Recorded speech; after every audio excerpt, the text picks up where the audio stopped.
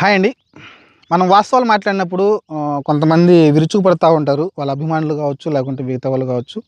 నేను చెప్పొచ్చేదేంటంటే, ఎవరైనా సరే అభిమానం, అభిమానం వరకు ఉంచుకోండి తప్ప, వాస్తవాలకొచ్చినప్పుడు అభిమానాన్ని పక్కన పెట్టి వాస్తవాలు చూడాల్సుంటుంది.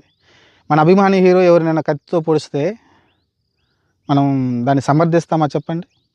సమర్థిద్దామా? కదా! సమర్థించం గదా!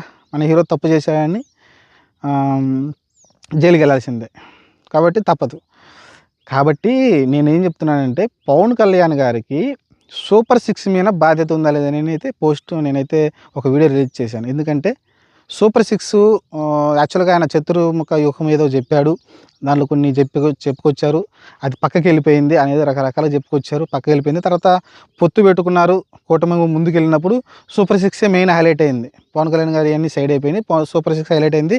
సూపర్ 6కి నేను మద్దతు తెలుపుతున్నానని, ఈ సూపర్ 6 అమలు జరిగేలాగా నేను చూసుకుంటానని ఆయన మాట అన్నాడా లేదా? వీడియోలు అయితే ఉన్నాయి గదా!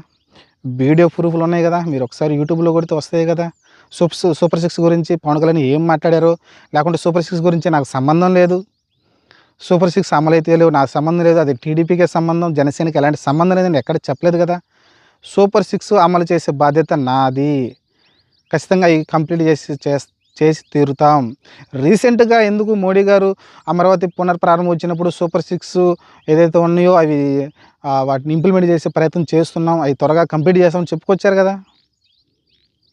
కాబట్టి కొంచెం మనం అభిమానాన్ని పక్కన పెట్టి వాస్తవాలకొచ్చినప్పుడు వాస్తవాలే మాట్లాడుకోవాలి తప్ప, మన అభిమానం సినిమాల వరకే ఉండాలి. మన అభిమానం